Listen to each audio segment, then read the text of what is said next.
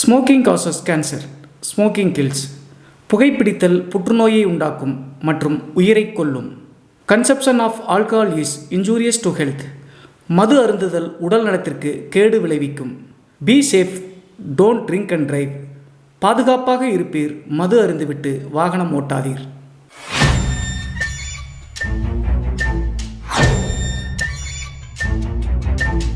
Hi everybody, நான் உங்கள் Shiva. Welcome to our channel. இன்றைய காணொலியில் தமிழ்நாட்டினுடைய திருவாரூரில் நடந்த ஒரு அதிபயங்கர அமானுஷ்ய திகில் சம்பவத்தை தாங்க முழுமையாக பார்க்க போகிறோம். இந்த சம்பவத்தில் ஒரு 6 நண்பர்கள் நள்ளிரவு நேரத்தில் திருவாரூரிலிருந்து நாகப்பட்டினத்தை நோக்கி சினிமாவுக்கு போயிட்டு திரும்பி வரும்போது நடந்த திகில் மற்றும் அமானுஷ்ய நிகழ்வு தாங்க இன்றைய காணொலி.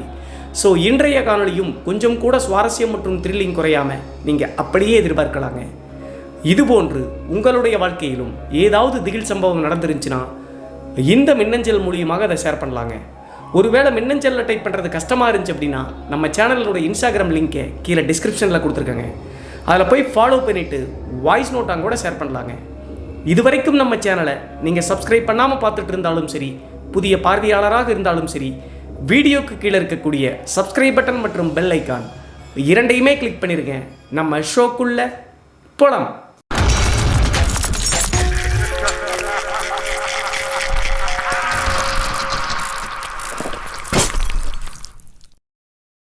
இந்த அமானுஷ்ய சம்பவம் நான் ஏற்கனவே சொன்ன மாதிரி தமிழ்நாட்டினுடைய திருவாரூரில் 2006 காலகட்டத்தில் நடந்த திகில் சம்பவம் தாங்க இன்றைய காணொலி.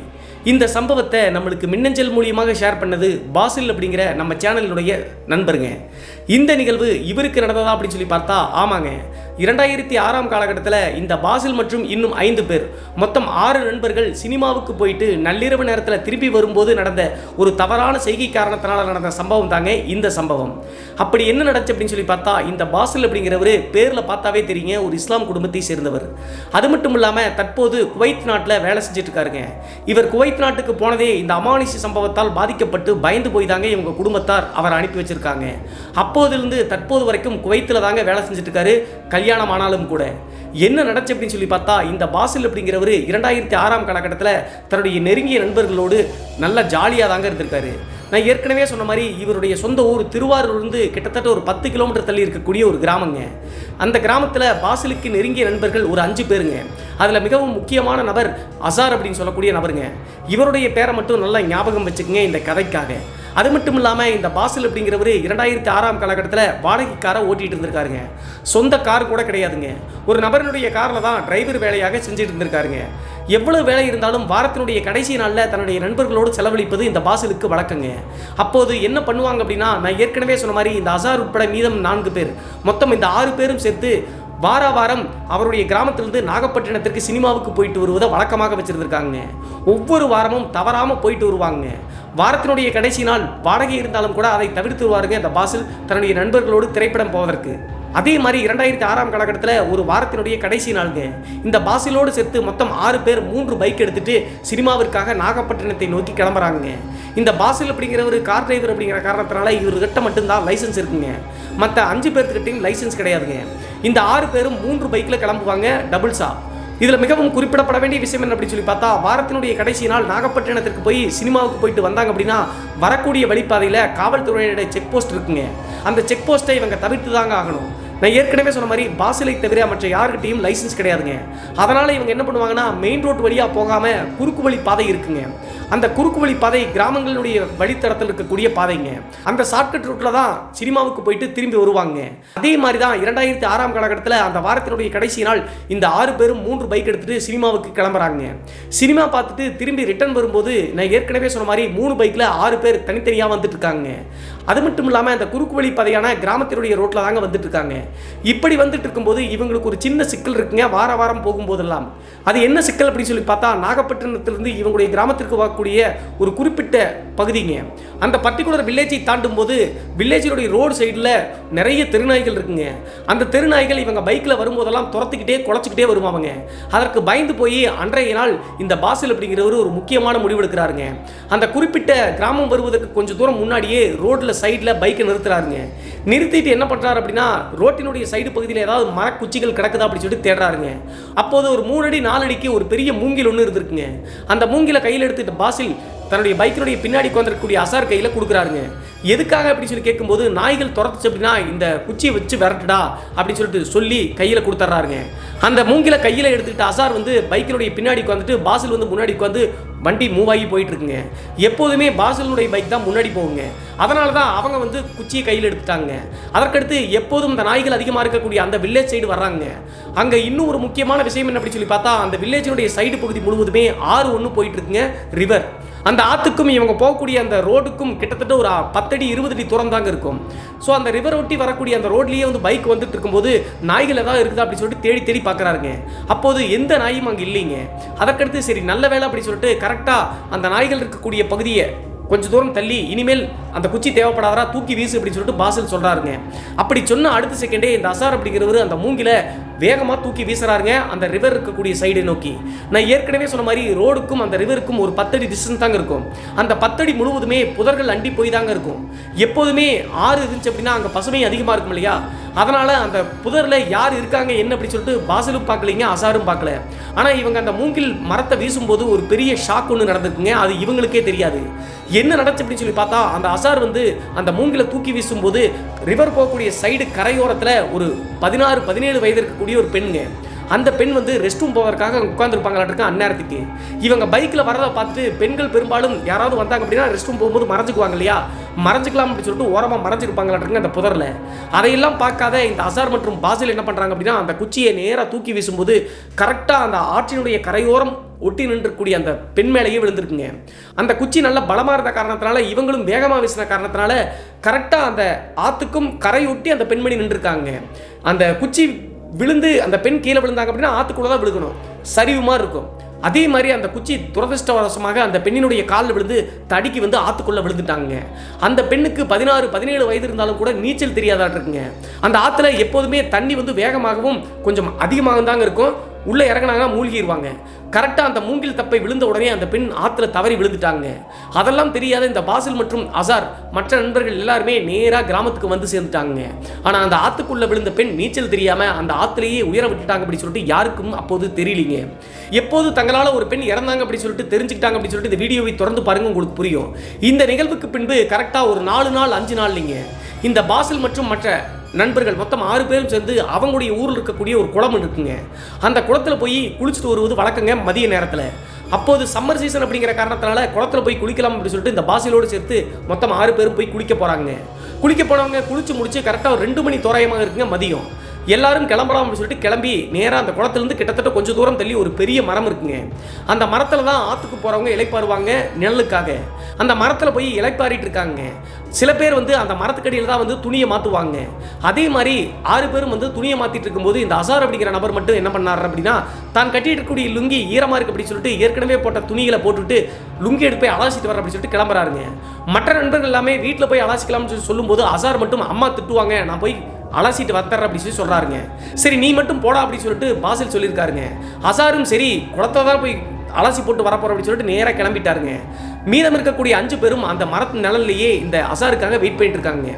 குளத்துக்கு போன அசார் கிட்டத்தட்ட அரை மணி நேரம் ஆகுது, 1 மணி நேரம் ஆகுது, வரவே இல்லை. எங்கடா போனோம் அப்படின்னு சொல்லிட்டு மற்ற நண்பர்கள் கேட்க ஆரம்பிச்சிட்டாங்க. பாசில் நான் போய் பார்த்துட்டு வரேன் அப்படின்னு சொல்லிட்டு நேராக அந்த குளத்தை நோக்கி வர்றாருங்க. வந்து குளம் சைடு வந்து தேடி பார்க்கும்போது லுங்கியை அலாச போன அந்த அசாரை காணுங்க. அதற்கடுத்து எல்லா பக்கமும் தேடி சத்தம் போட்டும் பார்க்குறாருங்க. அசார்கிட்ட இருந்து எந்த ரிப்ளையும் வரல. அப்போதுதான் பாசிலுக்கு ஒரு பெரிய அதிர்ச்சிங்க. இவர் அலாசிட்டு வர அப்படின்னு சொல்லிட்டு போன அந்த ஈர லுங்கி வந்து பார்த்தீங்கன்னா குளத்தினுடைய நடுப்பகுதியில் மேலே மிதந்துட்டு இருக்குங்க.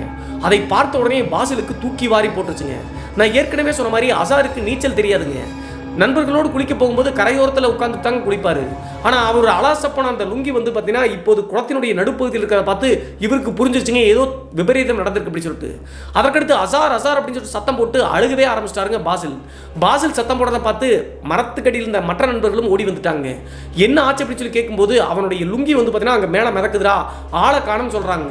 அதற்கடுத்து சீரியஸ்னஸ் புரிஞ்சுக்கிட்டு ஊர் மக்கள்கிட்ட சொன்ன உடனே மக்கள் எல்லாரும் ஓடி வர்றாங்க. வந்து நீச்சல் தெரிஞ்சவங்க எல்லாமே அந்த குளத்துக்குள்ளே இறங்கி தேட ஆரம்பிக்கிறாங்க. அந்த குளம் வந்து மிகப்பெரிய குளம்ங்க, பரப்பளவு ரொம்ப பெரிய பரப்பளவு. அந்த லுங்கிமே அந்த இடத்துலயே சுத்தி முத்தி தேடி பார்க்குறாங்க. தேடி பார்த்து கிட்டத்தட்ட 1 மணி நேரம் கழிச்சு அசாரினுடைய டெட் பாடியை எடுக்கிறாங்க.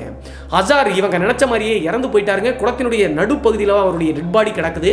அங்கே தான் அவருடைய லுங்கியும் மேலே மிதந்துட்டு இருந்துச்சு. அசாரனுடைய சடலத்தை மேலே கொண்டு வரும்போது நண்பர்கள் எல்லாமே பார்த்து பயங்கரமாக அழுகிறாங்க. அதே நேரத்தில் அசார் வந்து இறந்து போயிருந்தாலும் கூட அவருடைய கண்கள் வந்து மூடப்படவே இல்லைங்க. எதையோ பார்த்து பயந்து மணிக்கு அப்படியே திறந்த மாதிரி அப்படியே உயிரை விட்டுருக்காருங்க. அதற்கடுத்து கரையோரத்துக்கு கொண்டு வந்து போட்டு அந்த 5 நண்பர்கள் பாசிலோடு மீதம் இருக்கக்கூடிய 5 நண்பர்கள் பயங்கரமாக அழுகிறாங்க. அதற்கு பின்பு தான் பாசில் தான் அசாரனுடைய கண்களையே மூடி விட்டுருக்காருங்க. இருக்கக்கூடிய நண்பர்களையே மிகவும் நெருக்கமான நண்பர் இந்த அசார் அப்படிங்கிற இறந்து போன நண்பர் தான் பாசிலுக்குங்க. அதற்கடுத்து எல்லாரும் என்ன யோசிச்சாங்க அப்படின்னா, அசாருக்கு நீச்சல் தெரியாது இல்லையா, அதனால தெரியாதனமாக தான் போய் நீச்சல் தெரியாமல் இறந்து போயிட்டார் அப்படின்னு சொல்லிட்டு ஊர் மக்கள் பேச ஆரம்பிச்சாங்க. நண்பர்களும் அப்படி தான் பேச ஆரம்பிச்சாங்க. இருந்தாலும் ஒரு பெரிய கேள்வி என்ன அப்படின்னு சொல்லி பார்த்தா, கரையோரத்தில் தான் அவர் வந்து லுங்கி அலாச வாய்ப்பு இருக்கு. குளத்தினுடைய நடு சென்டரில் அசாரனுடைய பாடி கிடைச்சதை நினைச்சு எப்படி அங்கே போயிருக்க கூடும் அப்படின்னு சொல்லிட்டு யோசிச்சாலும் கூட கடைசியாக முற்றுப்புள்ளி வந்து பார்த்தீங்கன்னா நீச்சல் தெரியாமல் தான் இறந்து போனாங்க அப்படின்னு சொல்லிட்டு பேசி முடிச்சாங்க. அதற்கடுத்து இறந்து போன அசாரனுடைய சடலத்தை நல்லடக்கம் எல்லாம் செஞ்சு முடிக்கிறாங்க. இந்த நிகழ்வுக்கு பின்பு மீதம் இருக்கக்கூடிய பாசிலோட ஒரு 5 பேரும் பயங்கர துக்கத்தில் இருந்தாங்க. கூட இருந்த நண்பன் இறந்துட்டானே அப்படின்னு சொல்லிட்டு. அசார் இறந்து கரெக்டாக 3ஆவது நாள் இரவுங்க. 3 நாளும் அழுதுகிட்டே அசாரை நினைச்சு தூங்காம தாங்க இருந்திருக்காரு. 3ஆவது நாள் இரவு ஓரளவுக்கு நிம்மதி பெருமூச்சு விட்டு இந்த பாசில் அப்படிங்கிறவர் தூங்குறாருங்க. அன்றைய இரவு தூங்கிட்டு இருக்கும்போது திடீர்னு பாசிலுக்கு ஒரு கனவு வருதுங்க. அந்த கனவு என்ன அப்படின்னா, இறந்து போன அசார் வந்து பாசிலுடைய வீட்டுக்கு வர்றாருங்க. கனவுலேயே வந்து பார்த்தீங்கன்னா மீண்டும் எந்திரிக்கலாம்னு சொல்லிட்டு ட்ரை பண்ணுறாருங்க, முடியல. அதற்கடுத்து பாசிலுடைய ரூம்குள்ளேயே வந்து பாசிலை பார்த்து அப்படியே புன்சிரிப்பு சிரிச்சிட்டு இருக்காருங்க அசார். இப்படி அசார் பண்ணுறதை பார்த்துட்டு அவன் தான் இறந்து போயிட்டானே அப்படின்னு சொல்லிட்டு தூக்கத்திலிருந்து டக்குன்னு எந்திரிச்சிட்டாருங்க பாசில். எந்திரிச்ச உடனே அவரை எரியாமல் கண்களில் தாரதாரியாக கண்ணீர் வருதுங்க. தன்னுடைய நண்பன் வந்து இறந்து போய் வந்து இப்படி ஆவியாக சுற்றி நம்ம கனவுல வரானே அப்படின்னு சொல்லிட்டு. காலையில் எழுந்த உடனே பாசில் வந்து அவங்களுடைய அம்மா கிட்ட சொல்லியிருக்காங்க, இறந்து போன என்னுடைய நண்பன் அசார் வந்து கனவுல வந்தா அப்படின்னு சொல்லிட்டு. அப்படி சொன்ன அடுத்த செகண்டே அவங்களுடைய அம்மா என்ன சொல்லியிருக்காங்கன்னா, அவனையே நீ நினச்சிட்டு இருந்தில்ல, அதனால தான் கனவா வந்திருக்கு, அவனுக்காக நீ வந்து அல்லாஹ்வை நினச்சி ப்ரே பண்ணிக்கோ அப்படின்னு சொல்லியிருக்காங்க. இஸ்லாம் மதத்தில் யாராவது இறந்து போனாங்க அப்படின்னா அல்லாஹ் கிட்ட வந்து ப்ரே பண்ணுவாங்க, மோட்சத்துக்கு நல்லபடியாக போகட்டும் அப்படின்னு சொல்லிட்டு. அதே மாதிரி தான் நீ ப்ரே பண்ணிக்கோ உன்னுடைய நண்பனுக்காக அப்படின்னு சொல்லிட்டு அம்மா ஆறுதலாக சொல்லி சமாதானப்படுத்துறாங்க பாசிலுக்கு. அதற்கடுத்து பாசிலும் அதை ஏற்றுக்கிட்டு அப்படியே விட்டுட்டாருங்க. நம்ம நினச்சிக்கிட்டே இருந்த காரணத்தால தான் கனவா வந்திருக்கு அப்படின்னு சொல்லிட்டு. இந்த சம்பவம் நடந்து மறுபடியும் 2-3 நாள்லேயே இன்னொரு கனவு பாசிலுக்கு நைட் நேரத்தில் வருதுங்க. என்ன நடந்துச்சு அப்படின்னு சொல்லி பார்த்தா, எப்போதும் போல 3 நாள் கழிச்சு சாப்பிட்டு முடிச்சு தூங்கிட்டு இருக்காருங்க. எப்போதுமே இந்த பாசிலுக்கு அந்த வீட்டில் தனி அறைதாங்க. நான் ஏற்கனவே சொன்ன மாதிரி இவர் கார் வாடகை ஓட்டுநராகவும் இருந்திருக்காருங்க. தூங்கிட்டு இருந்தவர் ஆழ்ந்த தூக்கத்துக்கு போயிட்டாருங்க. முன்னாடி ஒரு முறை நடந்துச்சு இல்லையா, அதே மாதிரி தூக்கத்தில் இந்த பாசிலுக்கு கனவு வருதுங்க. அந்த கனவுல அசார் வந்து அன்றைய நாள் இறந்து போயிட்டார் அப்படின்னு சொல்லிட்டு அவருக்கு ஞாபகமே இல்லைங்க. கனவுல உயிரோடு இருக்கும்போது சாதாரணமாக வந்து வீட்டுக்குள்ளே வந்துட்டு பெட்ரூம்க்கு வந்து பாசிலை எழுப்புவது வழக்குங்க அசார். அப்படி இருக்கக்கூடிய அசார் வந்து வீட்டுக்கு வர்றாருங்க. கனவுலையே இதை பாசில் வந்து பார்த்துட்டே இருக்காருங்க. சரி நம்மளுடைய நண்பன் வர்றான் அப்படின்னு சொல்லிட்டு எந்திரிக்கலாம்னு சொல்லிட்டு ட்ரை பண்ண பார்க்குறாருங்க, எந்திரிக்க முடியல. அதற்கடுத்து அசார் வந்து நேராக வீட்டுக்குள்ளே வந்து பாசிலுடைய கட்டல் பக்கத்தில் வந்து உட்காந்துக்கிட்டாருங்க. உட்காந்துக்கிட்டு பயங்கரமாக அழுகிறாருங்க. இப்படி அழுத உடனே கட்டலில் படுத்துக்கிட்டே பாசிலுக்கு எதிர்கேள்வி கேட்குறாருங்க. நான் ஏற்கனவே சொன்ன மாதிரி அவர் இறந்ததே இவருக்கு ஞாபகம் இல்லைங்க கனவுல. ஏன்டா அழுகிற அப்படின்னு சொல்லிட்டு அந்த தூக்கத்திலேயே பாசில் கேட்கும்போது, நான் அநியாயமாக செத்துட்டேனேடா, நீங்கள் நினைக்கிற மாதிரி நான் நீச்சல் தெரியாமல் சாகலை, அவள் என்னை கொன்னுட்டா, நீயும் பாதுகாப்பாக இருடா அப்படின்னு சொல்லிட்டு சொன்ன உடனே கனவுலையே தூக்கி வாரி போட்டுச்சுங்க பாசிலுக்கு. இப்படி கனவுல அசார் சொன்ன விஷயத்தை கேட்டா பாசில் வந்து டக்குன்னு அவன் இறந்து 4-5 நாள் ஆச்சு அப்படி சொல்லிட்டு எந்திரிக்கிறாருங்க கத்திக்கிட்டே. பயங்கரமாக சத்தம் போட்டு கூச்சலிட்ட உடனே அவங்களுடைய அம்மாவும் அப்பாவும் சத்தத்தை கேட்டு உள்ளே வந்துட்டாங்க. வந்த உடனே என்னாச்சு அப்படின்னு சொல்லிட்டு பாசில்கிட்ட கேட்கும்போது சொன்னா மறுபடியும் அம்மா திட்டுவாங்க அப்படின்னு சொல்லிட்டு மனசுக்குள்ளேயே வச்சுட்டாருங்க. ஒன்றும் இல்லாமல் கெட்ட கனவு கட்ட அப்படின்னு சொன்ன உடனே அவங்களுடைய அம்மாவும் அப்பாவும் தண்ணி கொடுத்துருக்காங்க. தண்ணீரை குடிச்சிட்டு படுறா அப்படின்னு சொல்லிட்டு பாசிலை திட்டி விட்டு அவங்களுடைய அம்மாவும் அப்பாவும் எப்போதும் போல அவங்களுடைய ரூமில் போய் படுக்க ஆரம்பிச்சிட்டாங்க. பாசில் அன்றைய இரவு முழுவதும் தூக்கமே வரலைங்க. இரடா நண்பன் வந்து 2வது முறை கனவுல வந்தான், கனவுல வந்துட்டு என்னை கொன்னுட்டாங்கன்னு சொல்கிறானே, என்னை கொலை பண்ணிட்டாங்கன்னு சொல்கிறானே, அது மட்டும் இல்லாமல் அவள் உன்னையும் கொல்ல பார்க்குறான்னு சொல்கிறாங்களே, அவள் யார் அப்படின்னு சொல்லிட்டு யோசிக்க ஆரம்பிச்சிட்டாருங்க பாசில். நான் ஏற்கனவே சொன்ன மாதிரி அந்த மூங்கில் தப்பை தூக்கி வீசி ஒரு பெண் இறந்து போனாங்க அப்படின்னு சொல்லிட்டு யாருக்குமே தெரியாதுங்க, பாசிலுக்கே அப்போ தெரியாது. அதற்கடுத்து பாசில் என்ன நினைச்சார் அப்படின்னா, குளத்தில் தன்னை கொன்னுட்டாங்கன்னு சொல்லி யாரோ சொல்கிறா, அன்னைக்கு நம்ம கூட போய் தானே குளிச்சோம், யாருமே அன்னைக்கு இல்லையே, எதற்காக இப்படி சொல்லிட்டு போனோம் அப்படின்னு சொல்லிட்டு யோசிச்சுட்டு விடிய தூங்கவே இல்லைங்க. அடுத்த நாள் காலையில் பாசில் வந்து பார்த்தீங்கன்னா சமாதானம் ஆயிட்டாருங்க. தன்னுடைய அம்மா சொன்ன மாதிரி அவனை நினச்சிட்டே இருக்கக்கூடிய காரணத்தினால இப்படி நம்மளுக்கு கெட்ட கனவா வருது, நம்மளுடைய யூகம் தான் இதெல்லாம் அப்படின்னு சொல்லிட்டு யோசிச்சுட்டு அப்படியே விட்டுட்டாருங்க. அன்றைய நாள் காலையில் குளிச்சு முடிச்சு மற்ற நண்பர்கள் எல்லாமே ரீச் பண்ணுறாருங்க. மதியம் ஒரு 12 மணி 1 மணி தோராயமாக வெள்ளிக்கிழமைங்க தொழுகைக்காக பள்ளிவாசல் போவது வழக்கம் வாரம். அதே மாதிரி அந்த பள்ளிவாசலுக்கு போகலாம் அப்படின்னு சொல்லிட்டு இந்த பாசில் உட்பட மற்ற மீதம் இருக்கக்கூடிய 4 நண்பர்கள் இருக்காங்கல்ல, மொத்தம் 5 பேரும் பள்ளிவாசலில் போய் தொழுக போகிறாங்க. தொழுக போயிட்டு தொழுக முடிச்ச உடனே ஆளாளு கிளம்பிட்டாங்க. அந்த பள்ளிவாசலும் ஒரு பெரிய பள்ளிவாசல் தாங்க. பள்ளிவாசலுக்கு முன்னாடி ஒரு பெரிய மரம் இருக்கு. அந்த மரத்துல தான் மற்ற இளம் நண்பர்கள் எல்லாமே உட்கார்ந்து அரட்டை அடிப்பது வழக்கங்க. எல்லாருமே போனதுக்கு பின்னாடி இந்த பாசில் மற்ற நண்பர்கள் எல்லாருமே தன்னுடைய நண்பனை பற்றி பேசிட்டு அதற்கடுத்து ஒவ்வொருத்தராக கிளம்ப ஆரம்பிச்சிட்டாங்க. கடைசியாக பாசில் தான் தன்னுடைய பைக் எடுக்கலாம்னு சொல்லிட்டு ஸ்டார்ட் பண்ணுறாருங்க. அவர் மட்டும் தாங்க அந்த பள்ளிவாசலுடைய வளாகத்தில் இருக்காரு. மற்ற நண்பர்களும் கிளம்பிட்டாங்க. பைக்கை ஸ்டார்ட் பண்ணும்போது பள்ளிவாசல் இருக்கக்கூடிய ஒரு வயதான நபருங்க. அவர் வந்து ரொம்ப வருடங்களாக அந்த பள்ளிவாசல்லையே தாங்க இருக்காரு. இஸ்லாம் மதத்தை தழுவக்கூடியவர் தான். கொஞ்சம் மனநலம் பித்து பிடிச்சவங்க அப்படின்னு சொல்லிட்டு மற்ற நபர்கள் எல்லாமே சொல்லுவாங்க. அந்த காரணத்தினால பள்ளிவாசல்லையே தாங்க இருப்பாரு. அவருக்கு தேவையான சாப்பாடு எல்லாமே பள்ளிவாசல் வந்து கொடுத்துருவாங்க. அந்த நபர் வந்து பார்த்தீங்கன்னா பைக்கை ஸ்டார்ட் பண்ணக்கூடிய பாசில பார்த்து இங்கே கூப்பிடுறாருங்க, சைகை காமிச்சு. அப்படி கூப்பிட்ட உடனே சரி ஏதாவது சாப்பாடுக்கான கேட்பாராட்டுக்கு, நம்ம போய் வாங்கி கொடுத்து வரலாம் அப்படின்னு சொல்லிட்டு அவர் பக்கத்தில் நெருங்கி போறாருங்க. பக்கத்தில் நெருங்கி போன உடனே பாசில வந்து புதுசாக பார்க்குற மாதிரி அந்த மனநலம் குன்றி போயிருக்கக்கூடிய வயதான நபர் பார்க்குறாருங்க. அதற்கடுத்து என்ன வேணும், ஏதாவது சாப்பாடு வேணுமா அப்படின்னு சொல்லிட்டு பாசில் கேட்கும்போது அதெல்லாம் எனக்கு வேணாம், உனக்கு தான் ஆபத்து, நீ பத்திரமா இரு, அவன் உனக்காக காத்துட்டு இருக்கா, உன் நண்பனை கொண்டுட்டா அடுத்து உன்னதான் கொல்ல போறா அப்படின்னு சொல்லிட்டு இப்படி சொன்ன உடனே தூக்கி வாரி போட்டுச்சுங்க பாசிலுக்கு. கனவுல தன்னுடைய இறந்து போன நண்பனும் இதையே தான் வந்து சொன்னான். இப்போது மனநலம் பித்து பிடிச்சி இந்த நபரும் இப்படியே சொல்றாங்க அப்படி சொல்லிட்டு ஒன்றும் புரியலிங்க. சுத்தி முத்தி யாராவது இருக்காங்களா அப்படின்னு சொல்லி பார்க்கும்போது யாருமே இல்லைங்க. அந்த வயசான நபர் திரும்ப திரும்ப அதையே சொல்றாருங்க, பாதுகாப்பாரு பாதுகாப்பாரு, அவன் உனக்காக காத்துட்டு இருக்கா உனக்காக காத்துட்டு இருக்கா அப்படின்னு சொல்லிட்டு பள்ளிவாசலுடைய வளாகத்துக்கு வெளியே கை நீட்டி காமிக்கிறாருங்க. அங்கதான் உனக்காக நிக்கிறா அப்படின்னு சொல்லி சொல்றாருங்க. இதை கேட்ட உடனே பாசிலுக்கு ஒரு வகையான பயம் வந்துருச்சுங்க. அதற்கு பின்பு இவரே சமாதானப்படுத்திட்டாருங்க. என்னதான் இருந்தாலும் மனநலம் பிடிச்சவர் தான் இவரு, அதனாலதான் இப்படி ஏனோ தானு பேசுவார் அப்படின்னு சொல்லிட்டு நினைச்சுக்கிட்டு நேரா பள்ளிவாசலுக்கு வெளியே பெட்டிக்கடை ஒன்று இருக்குங்க. அந்த பெட்டிக்கடையில் போய் வாழைப்பழங்கள் 2 வாங்கிட்டு வந்து அவர் வயசானவருக்கு கொடுக்குறாருங்க. கொடுத்துட்டு நான் பாதுகாப்பாக இருந்துக்கிறேன், நீங்கள் இதை சாப்பிடுங்க அப்படின்னு சொல்லிட்டு கையில் கொடுத்த உடனே அவர் கொடுத்த வாழைப்பழத்தை வாங்கி தூக்கி வீசிட்டாருங்க அந்த வயசானவர். அதற்கு பின்பு எல்லாமே எனக்கு வித்தியாசமாக இவர் செய்கிறாரு அப்படின்னு சொல்லிட்டு யோசிச்சுட்டு சரி இருந்தாலும் மென்டலாக டிஸ்டர்ப் ஆனவர் தான் அப்படின்னு சொல்லிட்டு அதை பெரிதுபடுத்தாமல் பைக் எடுத்துட்டு நேராக வீட்டுக்கு வந்துட்டாருங்க. வீட்டுக்கு வந்த உடனே கார் ஓனர் கிட்ட இருந்து இவருக்கு ஃபோன் கால் வந்துருச்சுங்க, வாடகைக்கு வேணும்டா வாடா அப்படின்னு சொல்லிட்டு. இந்த பாசில் அப்படிங்கிறவரை எப்போதுமே லாங்க்கு யூஸ் பண்ணுறதுக்கு மட்டும்தாங்க அந்த கார் ஓனர் வச்சுக்குவார். அதே மாதிரி அன்றைய நாள் கார் ஓனர் கூப்பிட்ட காரணத்தால் பாசில் வந்து நேராக கார் டிரைவிங்காக போயிட்டாருங்க. போயிட்டு 2-3 நாள் கழிச்சு தாங்க வீட்டுக்கு வந்திருக்காரு. வீட்டுக்கு வந்து அன்றைய நாள் நல்லா டயர்டில் தூங்கிட்டு இருக்காருங்க. எப்போதுமே லாங் டிரைவ் போனார் அப்படின்னா ஒரு 2-3 நாள் விடுமுறை இருக்குங்க, அதற்கடுத்து லாங் டிரைவ் ஏதாவது வந்தால் தான் கார் ஓனர் கூப்பிடுவார். அந்த காரணத்தினால கரெக்டாக அந்த ஃபஸ்ட்டு ட்ரிப்பு போய் முடிச்சுட்டு வந்து தூங்கிட்டு இருந்த அன்றைய நாள் மதியம்ங்க. மீதம் இருக்கக்கூடிய நண்பர்கள் வந்து பாசில் எழுப்புறாங்க, டே வாடா போய் குளிக்க போகலாம்னு சொன்னோடனே சரி நம்மளும் குளிக்கல போய் குளிச்சுட்டு வரலாம் அப்படின்னு சொல்லிட்டு நண்பர்களோடு நேராக அந்த குளத்துக்கே போகிறாருங்க.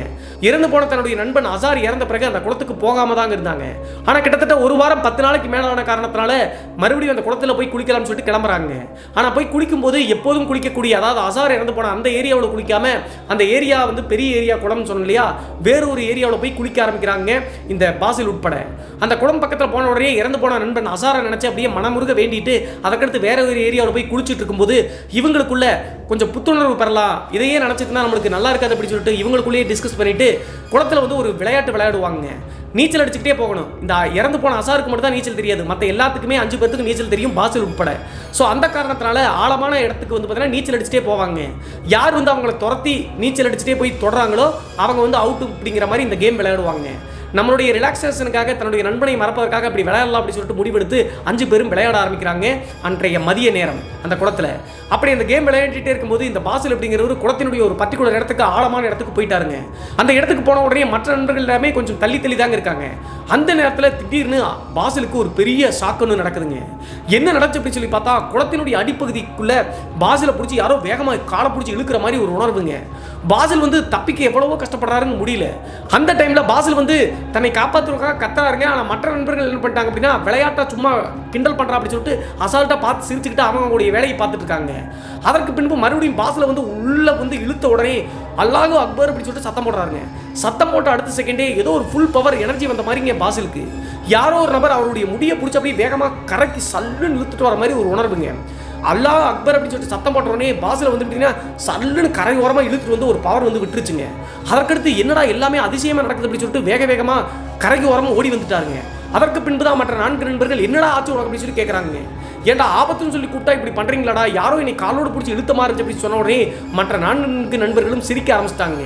மறுபடியும் இவன் ஏதோ கிண்டலாக தான் பண்ணுறா அப்படின்னு சொல்லிட்டு விளையாடாதரா, இங்கே யார் இருக்கா, நம்ம 4 பேர்த்த தவிர உன்னை தவிர அப்படின்னு சொல்லிட்டு திட்டுறாங்க. அதற்கு பின்பு இல்லடா நான் கிளம்புறேன் அப்படின்னு சொல்லி சொன்ன காரணத்தினால மற்ற 4 நண்பர்களும் சரி அப்படின்னு சொல்லிட்டு எதையோ டிஸ்டர்ப் ஆயிருக்க அப்படின்னு சொல்லிட்டு நேராக ஊருக்குள்ளே வந்துட்டாங்க. வீட்டுக்கு வர வரைக்கும் சரிங்க, வீட்டுக்கு வந்தும் சரி இந்த பாசில் அப்படிங்கிறவர் யோசிச்சுட்டே இருக்காங்க. அந்த குளத்தில் யாரும் நம்மளை பிடிச்சி உள்ள இழுத்த மாதிரி இருந்துச்சு. அது மட்டும் இல்லாமல் ஏதோ ஒரு பவர் வந்து நம்மளை சல்லுன்னு கரையோரமாக தூக்கிட்டு வந்து போட்டுச்சு அப்படின்னு சொல்லிட்டு எல்லாத்தையும் யோசிக்கிறாருங்க. அதே நேரத்தில் அந்த பள்ளிவாசலில் வந்து மனநலம் கொண்டிருந்த மாதிரி இருக்கக்கூடிய நபர் ஒரு ஆன்மா வந்து உன்னை துரத்திட்டு இருக்கு, பாதுகாப்பாக இருடா அப்படின்னு சொல்லி சொன்னதெல்லாம் யோசிச்சு பார்த்து ஏதாவது இதுக்கு லிங்க் இருக்குமா அப்படின்னு சொல்லிட்டு திங்க் பண்ணுறாருங்க. அன்றைய நாள் மாலை ஒரு 5 மணி 6 மணி ஆன உடனேங்க மறுபடியும் 4 நண்பர்கள் வீட்டுக்கு வர்றாங்க, பாசிலுடைய வீட்டுக்கு. டே நம்ம சினிமாவுக்கு போய் ரொம்ப நாள் ஆச்சுலடா, நம்ம சினிமாவுக்கு போகலாம்டா அப்படின்னு சொல்லி சொல்கிறாங்க. அப்போது நம்மளுடைய மைண்டை மாற்றிக்குவதற்காக போகலாம்னு சொல்லிட்டு பாசிலும் ஒத்துக்கிறாருங்க. அதே நேரத்தில் பாசிலுடைய பெற்றோர்களும் இப்படியே வீட்டிலேயே இருந்தீங்கன்னா என்ன பண்ணுறது, சினிமாவுக்கான போயிட்டு வாங்க எப்போதும் போகலாம் அப்படின்னு சொல்லி சொன்ன காரணத்தினால கிளம்பலாம்னு சொல்லிட்டு பைக் எடுத்து கிளம்புறாங்க. எப்போதுமே பாசிலுடைய பைக்கில் பின்னாடி உட்காருவது அசார் தாங்க. ஆனால் அசார் தான் இறந்து போயிட்டாரு. அந்த காரணத்தினால அன்றைய நாள் பாசில் மட்டும் சிங்கிளாக அவருடைய பைக்கில் போயிட்டு இருக்காங்க. மற்ற 4 பேரும் வந்து பார்த்தீங்கன்னா 2 பைக்கில் தனித்தனியாக வந்துட்டு இருக்காங்க. எப்போதும் போகக்கூடிய அந்த பெண்ணை வந்து பார்த்தீங்கன்னா மூங்கில் தப்பை வீசி இறந்து போன அதே ரூட்டில் தாங்க போயிருக்காங்க. போகும்போது எந்த பிரச்சனையும் இல்லைங்க. சினிமா பார்த்துட்டு ரிட்டர்ன் வரும்போது எப்போதும் போல பாசில் தான் முன்னாடி பைக்கில் வருவாருங்க, பின்னாடி 2 பைக்கில் நண்பர்கள் வருவாங்க. அப்படி வந்துட்டு இருக்கும்போது கரெக்டாக அந்த மூங்கில் தப்பையை தூக்கி வீசி அந்த பெண் இறந்து போன அந்த பர்டிகுலர் இடத்துக்கு வந்த உடனேங்க திடீர்னு இந்த பாசிலுக்கு ஒரு சின்ன உணர்வு தென்படுதுங்க. என்ன ஆச்சு அப்படின்னு சொல்லி பார்த்தா, நான் ஏற்கனவே சொன்ன மாதிரி ரோட்டுக்கும் அந்த ரிவருக்கும் சைடில் வந்து பார்த்தீங்கன்னா இடையில ஒரு 10 அடி டிஸ்டன்ஸ் தான் இருக்கும். அந்த கரையோரத்தில் ஏதோ ஒரு பெண்மணி நிற்கிற மாதிரி இவர் பார்க்குறாருங்க பாசில். அந்த சந்தேகம் ஏற்பட்ட உடனே டக்குன்னு சைடில் திரும்பி பார்க்கும்போது உண்மையிலேயே ஒரு 16-17 வயது இருக்கக்கூடிய ஒரு பெண்மணி நிற்கிறாங்க. ஆனால் அந்த பெண் தான் இறந்து போன பெண் அப்படின்னு சொல்லிட்டு பாசிலுக்கு தெரியலைங்க. இவர் என்ன நினைச்சார் அப்படின்னா, பக்கத்து கிராமத்தை சேர்ந்த பெண், அங்கே டாய்லெட் வசதி எல்லாம் போது கிடையாதுங்க. பெரும்பாலும் இந்த ஆற்றோரத்துக்கு தான் வருவாங்க. சரி ரெஸ்ட் ரூமுக்கு தான் வந்துருப்பாங்களாட்டுக்கு, நம்ம பைக்கில் வரதை பார்த்து அந்த பெண் எந்திரிச்சு நிற்பாங்களாட்டுக்கு அப்படின்னு சொல்லிட்டு நினச்சிட்டு அவங்களை டிஸ்டர்ப் பண்ண வேணாம், சல்லுன்னு போயிடலாம் அப்படின்னு சொல்லிட்டு வண்டியை மூவ் பண்ணுறாருங்க. அதற்கு அடுத்த நொடியே பாசிலுடைய பின் சீட்டில் யாரோ உட்கார்ற மாதிரி ஒரு உணர்வுங்க. அது மட்டும் இல்லாமல் அந்த உணர்வு தென்பட்ட அடுத்த செகண்டே வேகமாக போடா அப்படின்னு சொல்லிட்டு ஒரு பயங்கரமான சத்தம்ங்க காது பக்கத்தில் ஒழிக்கிற மாதிரி ஒழிக்குதுங்க பாசிலுக்கு. அப்படி சத்தம் கேட்ட அடுத்த நொடியே பின்னாடி வந்துக்கூடிய நண்பர்கள் அப்படி சடனா சொல்லுவாங்களாட்டு அப்படின்னு சொல்லிட்டு வேகமாக பைக்கினுடைய ஆக்சிலேட்டரை மூவ் பண்ணி சரட்டுன்னு அந்த இடத்த விட்டு கிராஸ் பண்ணி அதற்கடுத்து அந்த இறந்து போன பெண்ணினுடைய வில்லேஜ் இருக்கு இல்லையா, அந்த வில்லேஜ் ரோட்லையும் மிக வேகமாக போகிறாருங்க. இதை பின்னாடி வந்துட்டு 2 பைக்கில் வந்துருக்கூடிய நண்பர்கள் நோட் பண்ணிட்டு துரத்திட்டே வர்றாங்க. அதற்கடுத்து தன்னுடைய நண்பர்கள் தானே வேகமாக போக சொன்னாங்க அப்படின்னு சொல்லிட்டு முறுக்கிட்டு புயல் வேகத்தில் போயிட்டு கிட்டத்தட்ட ஒரு 5 நிமிடம் 10 நிமிடம் கிராஸ் பண்ணி போயிட்டாருங்க. அதற்கடுத்து பின்னாடி வந்துட்டு இருந்த நண்பர்களில் ஒரு நபர் வந்து பார்த்தீங்கன்னா ஓவர்டேக் பண்ணிட்டாருங்க பாசில். ஓவர்டேக் பண்ணி குறுக்க வந்து பைக்கை போட்டு நிப்பாட்டுறாருங்க பாசில். நிப்பாட்டிட்டு கண்டபடி திட்டுறாருங்க அவரை. என்ன ஆச்சு அப்படின்னு சொல்லி கேட்கும்போது, எதுக்காக இவ்வளோ ஸ்பீடாக போகிறேன், அந்த ஏரியா முழுவதும் கிராமத்தினுடைய ரோடு 8 மணி 9 மணி தான் ஆச்சு, குழந்தைகளுக்கான கிராஸ் ஆனாங்கன்னா என்ன ஆகும் அப்படின்னு சொல்லிட்டு சத்தம் போடுறாருங்க. அந்த நபருடைய பேர் நசீருங்க. அப்படி சொன்ன உடனே பாசிலுக்கு கோவங்க. நீங்கள் என்னடா பின்னாடி வந்துட்டு வேகமாக போடான்னு கத்துறீங்க அப்படின்னு சொன்ன உடனே, நாங்கள் எங்கடா போக சொன்னோம், நாங்கள் கிட்டத்தட்ட 20-30 மீட்டர் பின்னாடி பொறுத்தான வந்துட்டு இருந்தோம் அப்படி சொல்லியிருக்காருங்க. நீ வேகமாக வரதை பார்த்தா நாங்கள் துரத்திட்டு வந்து நிப்பாட்டணும் அப்படின்னு சொல்லிட்டு மற்ற நண்பர்கள் சொன்ன உடனே இவங்க கிண்டலாக பேசுகிறானுங்களா அல்லது இவனுக்கு தான் சொன்னானுங்களா அப்படின்னு சொல்லிட்டு கன்ஃபியூஸ் ஆகிட்டாருங்க பாசில். அதற்கடுத்து காது பக்கத்தில் வந்துட்டு வேகமாக போடா அப்படின்னு சொல்லிட்டு கத்துனது யார் அப்படின்னு சொல்லிட்டு யோசிச்சுட்டே இருக்காருங்க. அதற்கு பின்பு அதையும் பெரிதுபடுத்தாமல் நேராக வீட்டுக்கு வந்து சாப்பிட்டு முடிச்சுட்டு தூங்க ஆரம்பிச்சிட்டாருங்க. அடுத்த நாள் காலையில் இந்த பாசிலுக்கு ஒரு ஃபோன் கால் வருதுங்க. ஃபோன் பண்ணுறது யார் அப்படின்னு சொல்லி பார்த்தா எப்போதும் போல கார் ஓனர் தாங்க. அவர் ஃபோன் பண்ணி, தஞ்சாவூருக்கு ஒரு ட்ரிப் இருக்குடா, நீ போயிட்டு வரணும், இந்து குடும்பம் ஒருத்தவங்க மாரியம்மன் கோவிலில் வந்து கிடா வெட்டுறாங்களாட்டுருக்கு, அதற்காக உன்னை கூப்பிட்றாங்க அப்படின்னு சொல்லி சொல்கிறாங்க. அதற்கடுத்து சரி அப்படி சொல்லிட்டு பாசிலும் நேராக பைக் எடுத்து போய் ஆஃபீஸில் போட்டு கார் எடுத்துகிட்டு நேராக அந்த குடும்பத்தை கூட்டிகிட்டு மாரியம்மன் கோவில் தஞ்சாவூருக்கு கிளம்பிட்டாருங்க. இந்த பாசில் அப்படிங்கிற ஒரு இஸ்லாம் குடும்பத்தை தழுவக்கூடியவராக இருந்தாலும் கூட அவங்களுடைய ஒட்டுமொத்த குடும்பம் இந்து தெய்வங்களையும் பக்தியோடு வணங்குவாங்க. அது மட்டும் இல்லாமல் கிட்டத்தட்ட ஒரு 3-4 மாதங்களுக்கு முன்னாடி பாசிலுக்கு அம்மை நோய் வந்திருக்குங்க.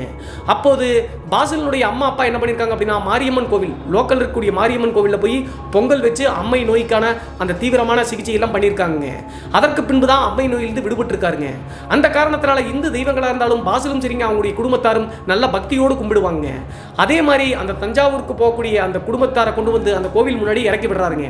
அங்கே போய் ரீச் ஆன உடனே அந்த கோவிலில் அந்த வாடகைக்காக வந்த குடும்பத்தார் பொங்கல் வச்சு கிடாவை வெட்டுறாங்க. கிடா வெட்டி முடிச்சு மதியம் 2 மணி தோராயமாக சாப்பாடெல்லாம் ரெடி ஆயிடுச்சுங்க. சாப்பாடெல்லாம் ரெடி ஆன உடனே அந்த வாடகைக்காக வந்த குடும்பத்தார் டிரைவரை கூப்பிடலாம் அப்படின்னு சொல்லிட்டு வெளியே வந்து, தம்பி வா தம்பி சாப்பிட்டு போகலாம் அப்படின்னு சொல்லிட்டு கூப்பிடுறாங்க. அப்படி சொன்ன உடனே அவர் ஃபோன் பேசிட்டு இருந்திருக்காருங்க பாசில் தன்னுடைய அம்மாவோடு. நீங்கள் போங்கண்ணா நான் வந்துடுறேன் அப்படின்னு சொல்லியிருக்காருங்க. பெரும்பாலும் இஸ்லாம் குடும்பத்திலையும் சரி கிறிஸ்துவ குடும்பத்திலையும் சரி சில பேர் வந்து பார்த்தீங்கன்னா சாமிக்காக இந்து கடவுளுக்கு பூஜை பண்ண சாப்பாடை சாப்பிட மாட்டாங்க. ஆனால் இந்த பாசில் அப்படிங்கிறது கொஞ்சம் மாற்றமானவர்கள், அவர் சாப்பிடுவார். சரி நம்ம ஃபோன் பேசி முடிச்சுட்டு போகலாம்னு சொல்லிட்டு வெயிட் பண்ணிட்டு இருக்காருங்க. அந்த டைம்லேயே அந்த குடும்பத்தாரும் சரின்னு சொல்லிட்டு அந்த படையில் வச்ச சாப்பாடை வந்து மாரியம்மனுக்கு படைச்சு பூசாரி முன்னாடி பூஜை நடந்துட்டு இருக்குங்க. பூஜை நடந்துகிட்டே இருக்கும்போது அந்த மாரியம்மன் கோவில் பூசாரிக்கு பயங்கரமாக அருள் வந்திருக்குங்க. அருள் வந்து அந்த குடும்பத்தாருக்கு நல்வாக்கு சொல்வதற்காக அருள் வாக்கு சொல்லிட்டு இருக்காருங்க. சொல்லிட்டே இருக்கும்போது டக்குன்னு பாசில் வந்து பார்த்தீங்கன்னா காரில் ஃபோன் பேசிட்டு இருக்காருல, அவரை பார்த்து அந்த பூசாரி டே இங்கே வாடா அப்படின்னு சொல்லிட்டு சத்தம் போடுறாருங்க. அந்த அருள் வந்த பூசாரி சத்தம் போட்டு அடுத்த செகண்டே வாடகைக்காக வந்த அந்த குடும்பத்தாருக்கு ஒன்றும் புரியலிங்க. நம்மளுக்கு அருள்வாக்கு சொல்லிட்டு அவரை எதுக்கு கூப்பிடுறாங்க அப்படின்னு சொல்லிட்டு அவரும் வந்து பயபக்தியோடு பூசாரி கூப்பிடுறாரு அப்படின்னு சொல்லிட்டு ஃபோன் ஆஃப் பண்ணிட்டு நேராக கோவிலுக்குள்ளே போறாருங்க. கோவிலுக்குள்ளே போன உடனே அந்த பூசாரி வந்து பாசில பார்த்து ஒரு விஷயத்த சொல்றாருங்க. டே நீ ஆபத்தான சிக்கல்ல இருக்க, அவ உன் பின்னாடியே வந்துட்டு இருக்கா. ஏற்கனவே நீ செஞ்ச ஒரு சின்ன தப்புனால உன் நண்பனுடைய உயிர் போயிருச்சு. இப்போது அடுத்து நீ தாண்டா உன் உயிரை எதிர்ப்பதற்காக அவ காத்துட்டு இருக்கா ஆக்ரோஷமா அப்படின்னு சொன்ன உடனே பாசிலுக்கு தூக்கி வாரி போட்டுருச்சுங்க. இதையே தான் அந்த பள்ளிவாசல் இருக்கக்கூடிய முதியவரும் சொன்னாரு. அதே மாதிரி இறந்து போன நண்பனும் கனவுல வந்து நீ பாதுகாப்பாரு அப்படின்னு சொல்லி சொன்னாங்க. இந்த பூசாரியும் சொல்றாரு அப்படின்னு சொல்லிட்டு இவருக்கு பயம் வந்துருச்சுங்க. ஏற்கனவே நடக்கக்கூடிய விஷயங்கள்லாம் பார்த்து ஓரளவுக்கு நம்ம எதிலோ தப்புல மாட்டிருக்கோம் அப்படின்னு சொல்லிட்டு புரிஞ்சிருச்சு. அந்த பூசாரியினுடைய கால்களிலேயே விழுந்துட்டாருங்க. என்ன சாமி நடந்துச்சு, நான் ஒரு எறும்பு கூட துரோகம் பண்ணதிலேயே, என்ன கொல்லுவதற்கு ஒரு ஆன்மா சுத்துன்னு சொல்றியே சாமி அப்படின்னு சொல்லி கேட்கும்போது இது உன்னுடைய விதி, நீ தெரியாம செஞ்ச ஒரு தவறுனால தான் உன்னுடைய நண்பன் இறந்தானா அப்படின்னு சொல்லி கேட்குதுங்க. ஆமா இறந்து போயிட்டா அப்படின்னு சொல்லிட்டு அடுத்து நீ தாண்டா அப்படின்னு சொல்லி சொல்லியிருக்காங்க. நீ தான் காப்பாற்றணும் சாமி அப்படின்னு சொல்லி கேட்ட உடனே அதற்கான இடம் இது இல்லை, உனக்கு சரியான இடம் நேரம் அமையோ, நீ எப்படியும் காப்பாற்றப்படுவ, ஆனால் இப்போதைக்கு என்னால் இதுதான் பண்ண முடியும்னு சொல்லிட்டு ஒரு எலுமிச்சங்கனியை பாசிலுடைய கையில் கொடுக்குதுங்க. நீ கொஞ்சம் பாதுகாப்பாக கவனமா இரு, எங்கே போனாலும் இந்த எலுமிச்சங்கனியை என்னுடைய ஞாபகமாக இன்னும் உன்னுடைய வாகனத்திலே வச்சுக்கோ அப்படின்னு சொல்லிட்டு கையில் கொடுக்குறாருங்க. கொடுத்த அடுத்த செகண்டே அந்த அருள் வந்த பூசாரி வந்து பார்த்தீங்கன்னா அருள்வாக்கிலிருந்து விலகி போய் சாமி வந்து மலை ஏறிச்சாட்டிருக்குங்க. அதற்கடுத்து பாசில் வந்து பார்த்தீங்கன்னா அந்த குடும்பத்தார் சாப்பாடுக்காக கூப்பிட்டாங்களா, அதை சாப்பிட கூட இல்லைங்க. அந்த பூசாரி சொன்ன விஷயத்தை கேட்டு சோகத்திலே இருந்திருக்காருங்க. அதற்கு பின் பார்த்த குடும்பத்தாரும் தஞ்சை அந்த மாரியம்மன் கோவிலிருந்து கிளம்பி ஊருக்கு வர வரைக்குமே பாசில் கிட்ட என்னாச்சு ஏதாச்சுன்னு கூட கேட்கலீங்க. என்னடா இந்த பையனுக்கு உயிர் ஆபத்து இருக்கு அப்படின்னு சொல்லிட்டு அந்த பூசாரி சொன்ன காரணத்தினால குடும்பத்தாரும் அவர்கிட்ட எதுவும் கேட்கலீங்க. சொன்னா ஏதாவது மனசு விட்டுருவார் அப்படி சொல்லிட்டு அதற்கு பின்பு நேராக அந்த குடும்பத்தாரை கொண்டு வந்து இறக்கி விட்டுட்டு ஆஃபீஸில் வந்து காரை ஒப்படைச்சிட்டு பைக் எடுத்துட்டு வீட்டுக்கு வராருங்க. வீட்டுக்கு வர வரைக்குமே சோகத்தில் தாங்க வந்துட்டு இருக்காரு. வரும்போது அந்த பூசாரி கொடுத்த எலுமிச்சங்கனியும் கொண்டு தாங்க வந்துட்டு இருக்காரு. வந்த உடனே வீட்டில் வந்து பார்க்கும்போது இவருக்கு இன்னொரு சர்ப்ரைஸுங்க. என்ன ஆச்சு அப்படின்னு சொல்லி பார்த்தா காரைக்கால் இருக்கக்கூடிய மாமா மகனுங்க, அவரும் காலேஜ் தான் படிக்கிறாரு. வருஷம் இங்கே விடுமுறைக்கு வருவது வழக்கங்க. அந்த மாமா பையன் வந்திருக்கிறத பார்த்த உடனே பாசில பார்த்து ரெண்டு பேரும் பேசி நல்லா இருக்கீங்களா அப்படின்னு சொல்லிட்டு சகஜமாக உறவாடிக்கிறாங்க. அதற்கடுத்து அவங்களுடைய மாமா பையன் வந்திருக்கிறத பார்த்துட்டு நான்வெஜ் எல்லாம் கொண்டு வந்து சமைச்சு சாப்பிட்டு அன்றைய இரவு தூங்குறாங்க. எப்போதுமே அந்த அவருடைய மாமா பையன் வந்தாங்க அப்படின்னா பாசிலோட ரூமில் தாங்க தூங்குவாங்க. அப்படி தூங்கிட்டு இருந்து அடுத்த நாள் காலையில் எந்திரிச்ச உடனே குளத்துக்கு போய் குளிக்க போகலாம்னு சொல்லிட்டு பாசில் கிட்ட அவங்களுடைய மாமா பையன் கேட்குறாருங்க. அதே நேரத்தில் தன்னுடைய 4 நண்பர்களும் கூட தாங்க இருக்காங்க. அப்படி சொன்ன உடனே பாசிலுக்கு போக பிரியம் கிடையாதுங்க. ஏற்கனவே ஒரு முறை குளத்துக்கு போகும்போது தான் காலோடு பிடிச்சி யாரும் இழுத்த மாதிரி இருந்துச்சு இல்லையா, அதெல்லாம் நினச்சி பயம் வந்துருச்சுங்க. அப்படி அவங்களுடைய மாமா பையன் கேட்குறதப்ப பயத்தோடு இருக்கிறத பார்த்துட்டு மற்ற நண்பர்கள் எல்லாமே கிண்டல் அடிக்கிறாங்க பாசில். அவன் வரமாட்டான், குளத்தில் ஒரு பெரிய சம்பவம் நடந்துருச்சு, அதை நினச்சி பயந்து போயிருக்கா அப்படின்னு சொல்லி சொல்கிறாங்க. அப்போது பாசில் வந்து மன உறுதியை மனசில் வச்சுக்கிட்டு அப்படிலாம் ஒன்றுடா அவங்ககிட்ட ஒன்றும் சொல்லாதீங்க அப்படின்னு சொல்லிட்டு நேராக குளத்துக்கு குளிக்க போகிறாங்க. அன்றைய நாள் குளத்துக்கு குளிக்க போனாலும் கரையோரத்தில் உட்காந்துக்கிட்டே பாசில் வந்து குளிச்சுட்டு வீட்டுக்கு வந்துட்டாருங்க. வீட்டுக்கு வந்து அன்றைய நாள் மாலை எப்போதும் போல வார வாரம் வந்து பார்த்தீங்கன்னா சினிமாவுக்கு போவாங்க இல்லையா, அதே மாதிரி அன்றைய நாளும் சினிமாவுக்கு போகலாம்னு சொல்லிட்டு கிளம்புறாங்க. மாமா பையன் வேற வந்திருக்காரு, அவரும் என்ன கூட்டு போங்க அப்படின்னு சொன்ன காரணத்தினால் நாகப்பட்டினத்துக்கு நண்பர்களோடு சினிமாவுக்கு கிளம்புறாங்க. அன்றைய நாள் பாசிலுடைய பைக்கில் மாமா பையன் தான் உட்காந்துருக்காரு. சினிமாவுக்கு போயிட்டு எப்போதும் வரக்கூடிய அந்த கிராமத்தினுடைய வழித்தடத்தில் தாங்க வர்றாரு. கரெக்டாக அந்த பெண் இறந்து போன மூங்கில் தப்பையை தூக்கி வீசி தெரியாமல் இறந்து போனாங்க இல்லையா, அப்போதும் அவருக்கு தெரியாது அந்த பெண் அப்படி தான் இறந்து போனாங்கன்னு சொல்லிட்டு அவர் யாரும் சொல்லலையே. அதே வழியில் தாங்க வந்துட்டு இருக்காங்க.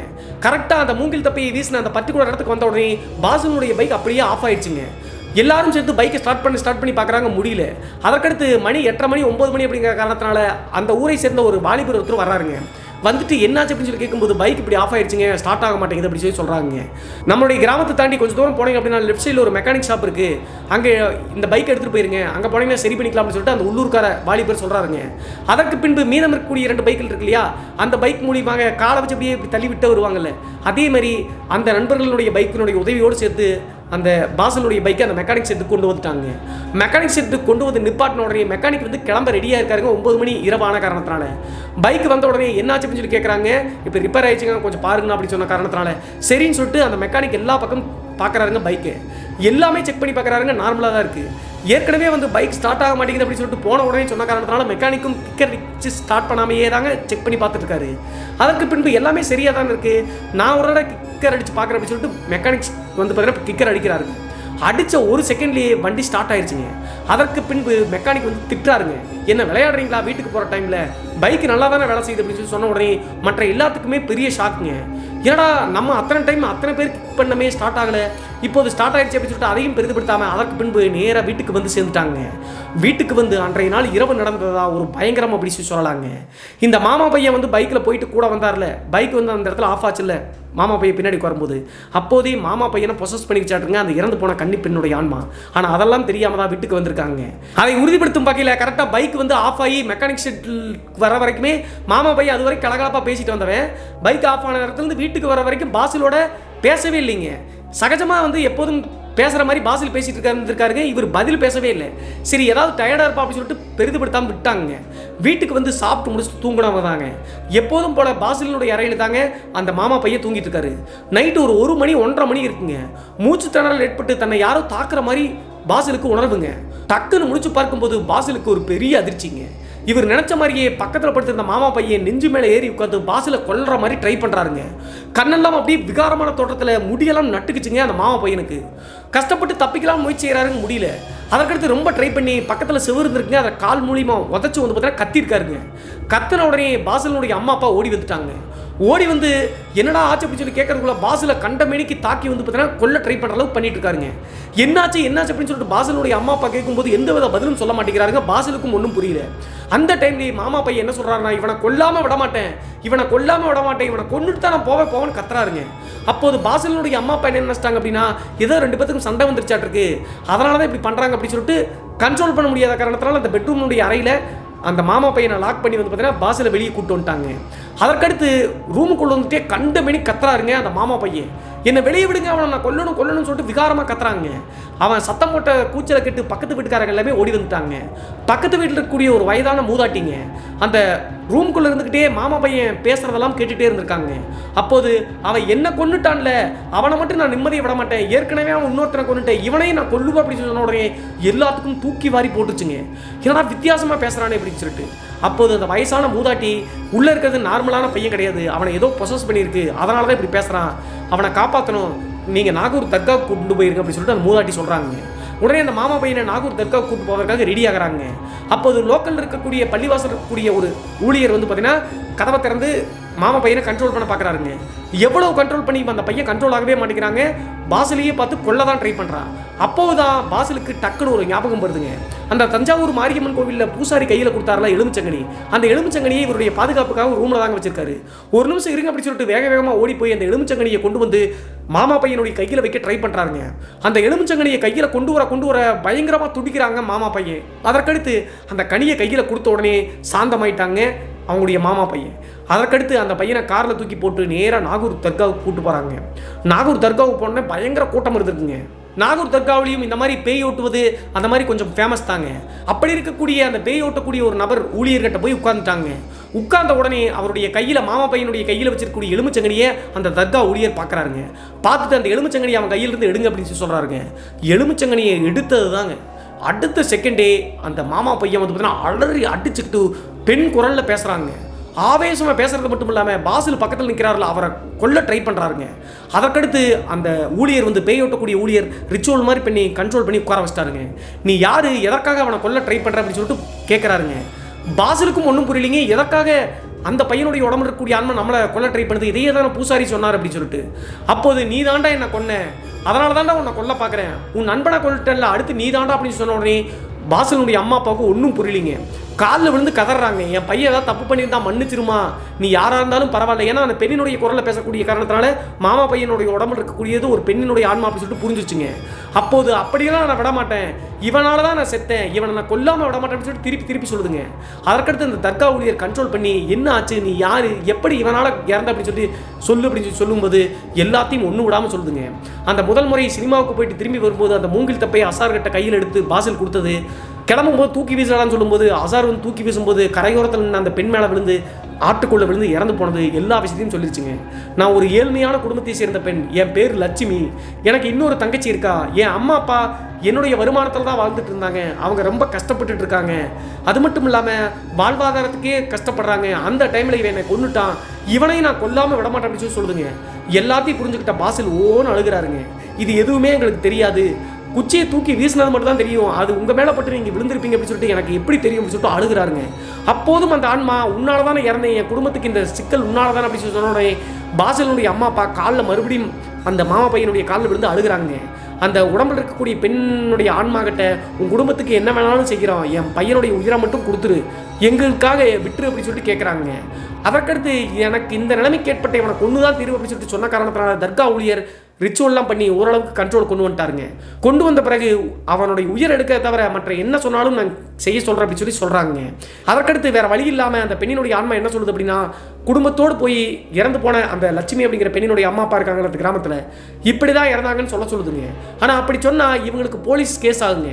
ஏன்னா குச்சியை தூக்கி யதார்த்தமாக தெரியாமல் வீசினாலும் கூட கண்டிப்பாக இது விஷயம் அவங்க அம்மா அப்பா போய் போலீஸ் ஸ்டேஷன் சொன்னாங்கன்னா ஏற்கனவே அசார் இறந்து போயிட்டான், பாசில் அரெஸ்ட் பண்ணிடுவாங்க இல்லையா, அதை செய்ய முடியாது அப்படின்னு சொல்லிட்டு அந்த தர்கா ஊழியர் சொல்கிறாருங்க. அதை தவிர்த்து வேறு ஏதாவது நீ சொல்லு, அதை தான் செஞ்சாகணும் அப்படின்னு சொன்ன உடனே கடைசியாக கட்டுப்பாட்டுக்குள்ளே வந்து அந்த பெண்ணினுடைய ஆன்மா என்ன சொல்லுது அப்படின்னா, பொருளாதாரத்தில் ஒரு குறிப்பிட்ட தொகையாட்டிருக்குங்க அந்த தர்கா ஊழியர் தான் பேசியிருப்பாராட்டிருக்கு. இவங்களும் வந்து வறுமை கோட்டில் இருந்தாலும் கூட அவங்களுடைய அம்மா நகை எல்லாத்தையும் போட்டு ஒரு குறிப்பிட்ட லட்சம், எத்தனை லட்சம் தெரியல, 1 லட்சமா 2 லட்சமா தெரியல, அந்த தொகையை வந்து பார்த்தீங்கன்னா நகையெல்லாம் அடமானம் வச்சு இறந்து போன குடும்பத்தினுடைய வீட்டில் எடுத்து போய் கொடுக்கணும் அப்படின்னு சொல்லிட்டு அந்த ஆன்மா சொல்லுதுங்க. அதை செஞ்சீங்க அப்படின்னா தான் நான் போவேன், அதே மாதிரி இவனுக்கு உயிர் பிச்சை கொடுப்போம் அப்படின்னு சொல்லுதுங்க. ஆனால் அப்போதும் ஒரு சிக்கல் இருக்குங்க. இப்படி எடுத்து போய் பண உதவி செஞ்சாங்க அப்படின்னா இறந்து போன அந்த பெண்ணினுடைய அம்மா அப்பாவுக்கு யார் என்ன அப்படின்னு சொல்லிட்டு சந்தேகம் வரும். ஸோ அதை கேட்கும்போது என்ன சொல்லுது அப்படின்னு சொல்லி பார்த்தா, நீங்கள் பணத்தை வந்து நள்ளிரவு நேரத்தில் வீடு வந்து குடிசை வீடு தான் நமங்க, அந்த வீட்டினுடைய முன்னாடி வந்து வச்சிருங்க, என்னுடைய தங்கச்சி மூலியமாக, இன்னொரு தங்கச்சின்னு சொல்லலாம், தங்கச்சி மூலியமாக நான் வந்து அதை எடுக்க வச்சிருவேன். அதற்கடுத்து யார் என்னன்னு தெரியாமல் அந்த பணத்தை எடுத்து வறுமை எடுக்கக்கூடிய காரணத்தினால கண்டிப்பாக அவங்க வச்சுக்குவாங்க. அந்த பணம் என்னுடைய அம்மா அப்பாட்ட போய் சேர்ந்த உடனே இந்த பையனுடைய உடம்புலேருந்து நான் போயிடுவேன், அதே மாதிரி இந்த பாசிலையும் நான் ஒன்றும் செய்ய மாட்டேன் அப்படின்னு சொல்லிட்டு சத்தியவாக்கு கொடுக்குதுங்க. சத்தியவாக்கு கொடுத்த உடனே சரி அப்படின்னு சொல்லிட்டு நேராக நாகூர் தர்கா வந்து கிளம்பி போகிறாங்க. கிளம்பி போய் பகல் டைமில் அடுத்த நாள் காலையிலேயே வந்து பார்த்தீங்கன்னா அந்த பெண் ஆற்றுல விழுந்து இறந்து போய் கிட்டத்தட்ட ஒரு இறந்து போனாங்கன்னு சில நாட்களுக்கு முன்னாடி அந்த ஊரில் வந்து தெரியாத மாதிரி விசாரிக்கிறாங்க.